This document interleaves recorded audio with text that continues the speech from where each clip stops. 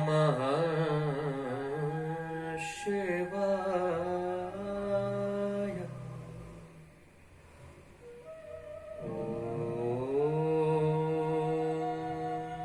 नमः शिवाय।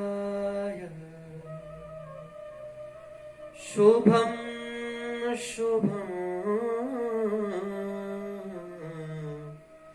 कुरु नमः शिवाय।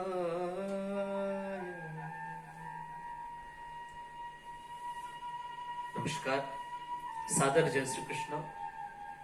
स्वागत है आप सभी का श्रीमद् भागवत कथा में। भगवान श्री कृष्ण की महती कृपा करुणा से आप और हम सब विगत कई दिनों से श्रीमद् भागवत के इन लघु सत्रों के माध्यम से भगवान की परम पतित पावनी, जो साक्षात भगवान के ही श्रीमुख से निष्कृत है, जो भगवान के ही मुख से निकली है, जो भगवान ने ही कही है, ऐसी श्रीमद् भागवत की कथा, वह ज्ञान जो सीधा भगवान के द्वारा प्राप्त हुआ है, उस परमात्मा ने स्वयं बताया कि मुझे प्राप्त करने का माध्यम क्या है। ये किसी और के द्वारा कही गई बात नहीं है। उस परमात्मा ने खुद बताया कि मेरी रुचि किसमें है, मैं किसको ग्रहण करता हूं, मैं किसको अपनाता हूं। जब कोई खुद कहता है कि मुझे इस तरह से पाया जा सकता है, तो फिर और भी हमारा विश्वास दृढ़ हो जाता है कि जिसे पाना है वो खुद ये कह रहा है कि मुझे इस तरह से पाया जा सकता है, तो इससे उत्तम और कोई उपाय हो नहीं सकता। आगे अभी हम लोग श्रवण करेंगे। ये जो भागवत है ये भगवान ने ही कही है, ये भगवान के ही श्रीमुख से निकली हुई है। भगवत प्रोक्तम इति भागवतम, जो भगवान ने कही है वही भागवत है। तो यहां परमात्मा स्वयं ही अपनी प्राप्ति का मार्ग बताते हैं कि मुझे इस तरह पाया जा सकता है। बताइए, इनसे बड़ा और दयालु होगा कौन संसार में साहब, जो खुद कहे कि मुझे तुम इस तरह पालो। ये तो ठीक उसी तरह हो गया जैसे कि परीक्षा के प्रश्न पत्र में कोई शिक्षक आपको ये कह दे कि ये सवाल तुम्हारी परीक्षा में आएंगे। ठीक उसी तरह की कृपा हो गई है तो भगवान की हम पर, कि प्रश्न भी उन्होंने दिए और ये भी कह दिया कि उत्तर यहां से आएंगे। कितनी कृपा हम पर कर दी, कितनी करुणा हम पर कर दी। और हम हैं अभागे कि फिर भी उस दिशा में, उस मार्ग पर हम आगे नहीं बढ़ रहे, हम फिर भी पास नहीं हो पा रहे। यह हमारा दुर्भाग्य है। ऐसे दयालु की शरण में जो न जाए, उससे बड़ा अभागा और कोई संसार में हो नहीं सकता साहब। उससे बड़ा अभागा कोई नहीं हो सकता। कितनी दयावान है परमात्मा, कितनी कृपा करते हैं। अरे जो पूतना भगवान को अपने स्तनों में विष लगाकर मारने के लिए आई थी ना, उस पूतना को भी भगवान ने मां के समान आदर दिया। भगवान कहते चाहे जैसा भी काम करने आई हो, परंतु काम तो ये, इसके मन में जो भी भाव हो, चाहिए मुझे मारने ही क्यों ना आई हो, परंतु काम तो ये वही कर रही है जो एक माँ करती है। एक माँ ही तो स्तनपान कराती है ना अपने शिशु को, इसलिए मैं इसको माँ की ही गति प्रदान करूंगा।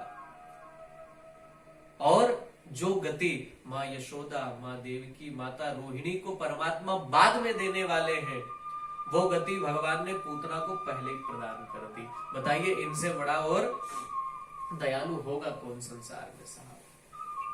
सुखदेव जी कहते हैं, परीक्षित ऐसे भगवान की जो शरण में न जाए, उससे बड़ा अभागा संसार में दूसरा कोई हो नहीं सकता।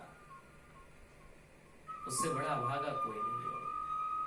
इसलिए ये भागवत जो है साक्षात भगवान के ही मुख से निश्चित है। उन्होंने स्वयं कहा कि मुझे तुम इस तरह पालो, इतनी सहूलियत हमको दे दी। बताइए, फिर भी हम है कि हमारे जीवन का जो लक्ष्य है उससे भटक करके इतर संसार की जो व्यथाएं हैं उनमें हम लोग लगे हुए हैं, जो अंत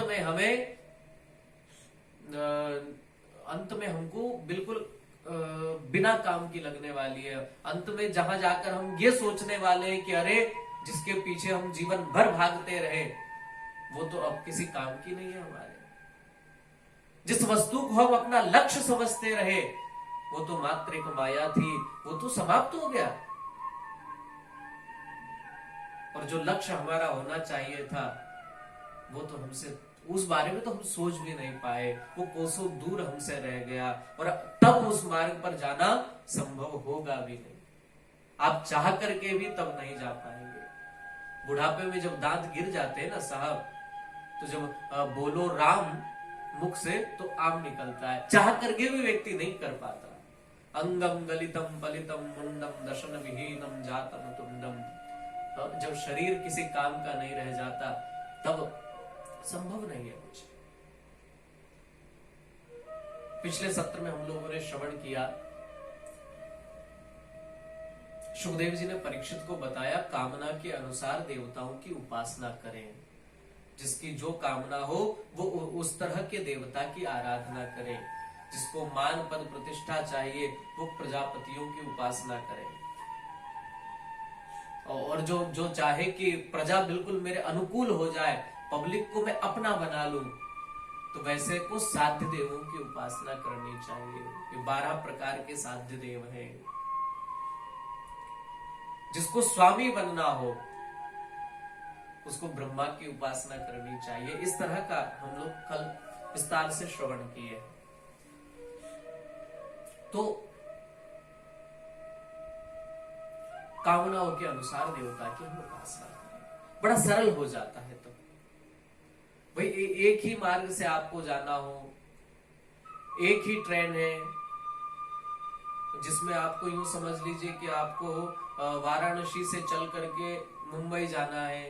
अब उसी ट्रेन में सब सवार हो गए, जिनको बहुत दूर दूर की यात्रा करनी है, जिनको बंगाल जाना है वो भी उसमें बैठे, जिनको यूपी जाना है वो तो बैठे ही बैठे, झारखंड वाले। तो अगर वो ट्रेन सब जगह घूम करके जाएगी तो बताइए उसको मुंबई पहुंचने में कितना समय लग जाएगा? लगेगा कि नहीं? क्योंकि उसको सब जगह रुकते रुकते जाना होगा। मुझे लगता है 2-4 महीने उसको लग जाएंगे पहुंचते पहुंचते। परंतु एक ट्रेन सीधी मुंबई से चलती है और जो भी मध्य में स्टेशन आते हैं वहां रुकती है और वाराणसी पहुंचती है, वाराणसी से मुंबई पहुंचती है। अब वाराणसी वाली ट्रेन में उज्जैन वाला भी सवार हो जाए, उसमें इंदौर वाला भी सवार हो जाए, तो वो ट्रेन कब इंदौर आएगी, कब वहां जाएगी, कब कैसे होगा, वो गंतव्य तक पहुंचने में उसको बड़ा समय लग जाएगा। हमारे यहाँ सीधा कहा भैया, जिसको जहां जाना है उसको वैसी ट्रेन में बैठ जाना है।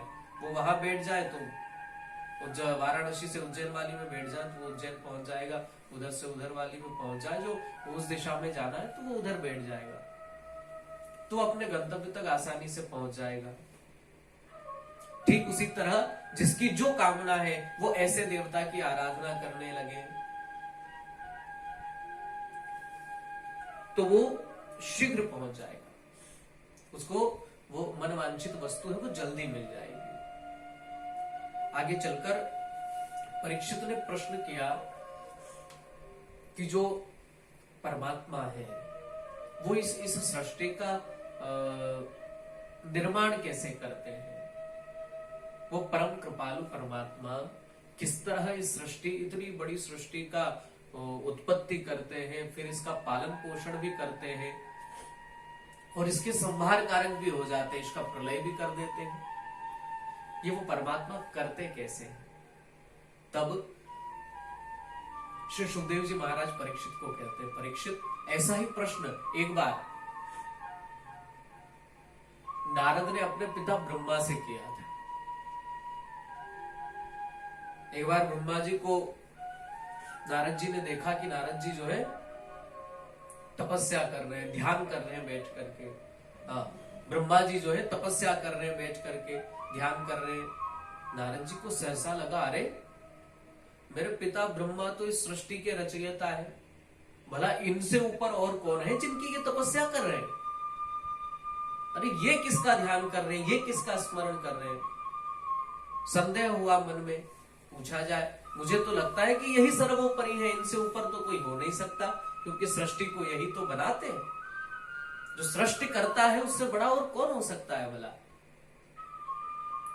जैसे ही ब्रह्मा जी की समाधि टूटी, ध्यान खुला, नारद जी ने पूछा, पिताश्री आप किसका ध्यान कर रहे हैं? मुझे जहां तक प्रतीत होता है इस सृष्टि को बनाते आप हैं, आपसे ही ये सृष्टि का निर्माण होता है, ये संसार चक्र आपसे चल रहा है, तो फिर जो है आप किसका ध्यान करते हैं? आपसे ऊपर भी कोई है क्या? तब ब्रह्मा जी कहते हैं, हाँ मुझसे ऊपर भी कोई है, मैं उसी का ध्यान कर रहा हूं, मैं उसी की ऊर्जा से मैं सृष्टि का विस्तार कर पाता हूं, उसी की कृपा से सूर्य चंद्र ग्रह नक्षत्र तारे ये सब प्रकाशित होते हैं, इनमें प्रकाश है, इनकी गति है, ये उन्हीं की कृपा से सब घूम रहे हैं बेटा, उन्हीं की कृपा से मैं सृष्टि का निर्माण कर रहा हूं, उन्हीं की कृपा से विष्णु पालन करते हैं और उन्हीं की कृपा से भगवान शंकर जो है वो संहार करते हैं, हमसे ऊपर भी कोई है। नारद जी कहते हैं, आप विस्तार पूर्वक मुझे बताइए ना किस तरह। तब ब्रह्मा जी कहते हैं कि सृष्टि में पहले कुछ नहीं था, केवल जल ही जल था सब जगह, जल के अलावा कहीं कुछ था ही नहीं,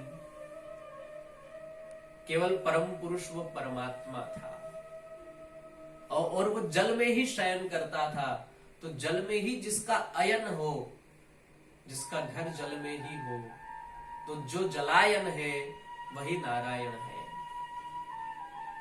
नार का मतलब भी जल होता है,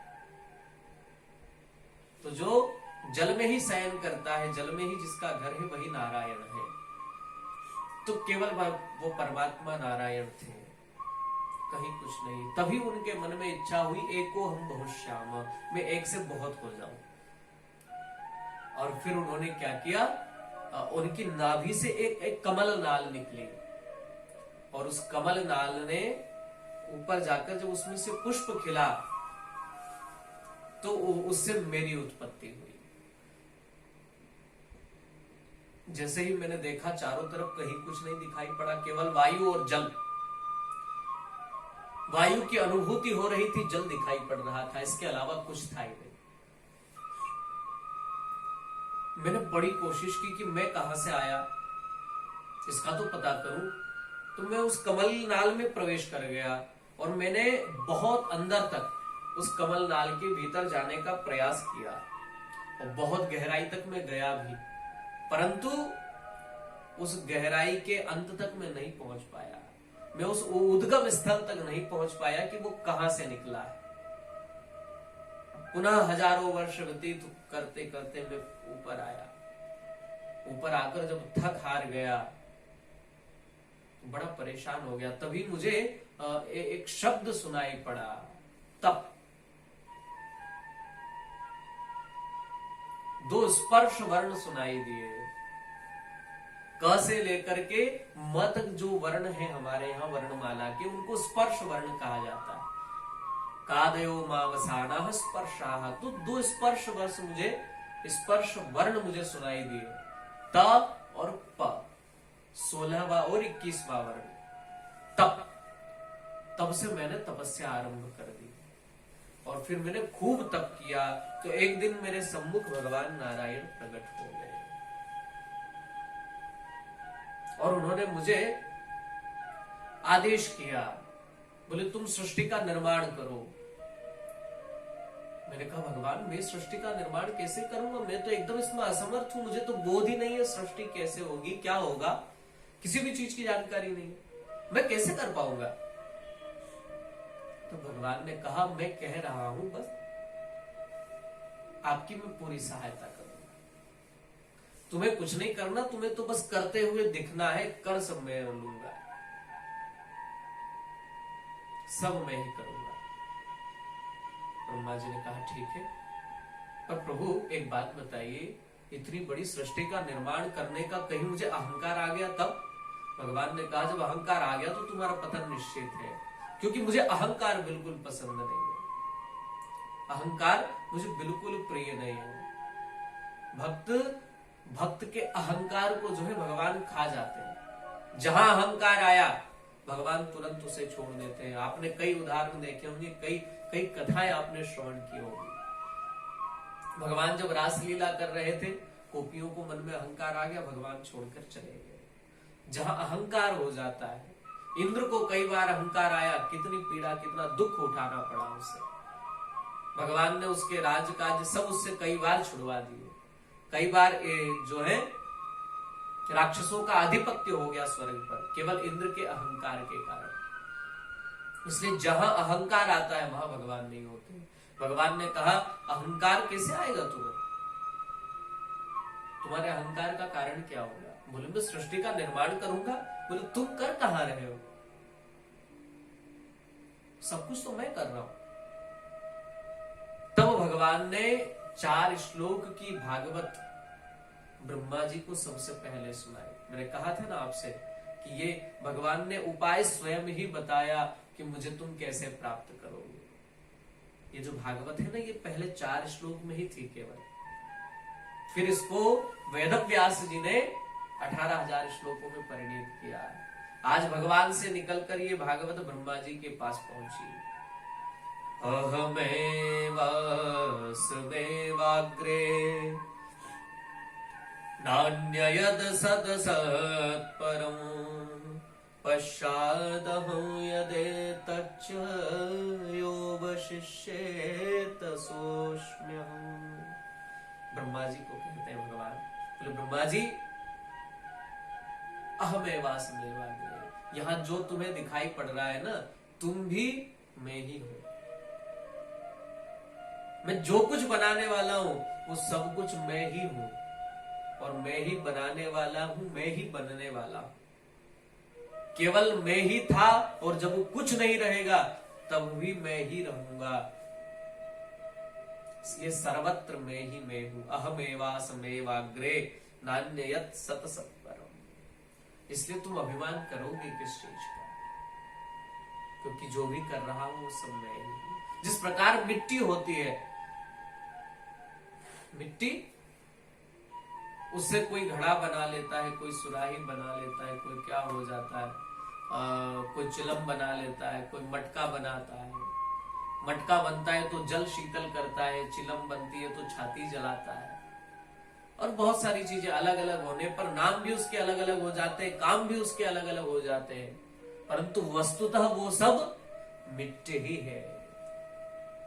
बनाने वाला भी मिट्टी का, वही ये 5 भौतिक जो शरीर है ये भी तो मिट्टी से ही बना है, अंत में इसको भी मिट्टी हो जाना है। तो जो इसको बना रहा है वो भी मिट्टी का है, जिस वस्तु से बना रहा है वो भी मिट्टी है, बनने के बाद भी मिट्टी है, और जब टूट जाएगा, खत्म हो जाएगा, तब भी ये मिट्टी ही होगी। मुझसे ही निकला है, मैं ही रहूंगा, और जब कुछ नहीं होगा तब भी मुझ में आकर के सब मिल जाएगा। जिस प्रकार मकड़ी जो है अपना जाला बनाती है, वो कहीं से द्रव्य लेने नहीं जाती, कोई सामग्री लेने नहीं जाती, वो अपने मुंह से ही निकालती है। और आपने कई बार देखा होगा, मकड़ी जो है दीवार से जब लटकती है नीचे, तो अपने मुंह से लार बनाती है, वो उसी के सहारे नीचे आ जाती है वो धागा बनाते हुए। और जब उसको ऊपर जाना होता है तो वहां से यहां तक की यात्रा की उसने, वो लीला की सारी, और जो ऊपर जाना होता है तो फिर उसके ही सहारे उसको अंदर करती हुई ऊपर चली जाती, उसको पीती हुई। ठीक उसी तरह परमात्मा सृष्टि का विस्तार करता है, वो अपने से ही सृष्टि बनाता है और अपने में ही उसे समाहित कर लेता है। बोले तुम्हें किस बात का अहंकार होगा? तब ब्रह्मा जी ने भगवान की आज्ञा पा करके फिर सृष्टि का विस्तार करना आरंभ किया। परंतु सबसे पहले ब्रह्मा जी ने इस सृष्टि में किसका निर्माण किया? सबसे पहला मानव या सबसे पहला जीव इस पृथ्वी पर क्या आया ब्रह्मा जी की सृष्टि में, इसका वर्णन हम लोग अगले सत्र में श्रवण करेंगे। तब तक आप सभी को सादर जय श्री कृष्ण।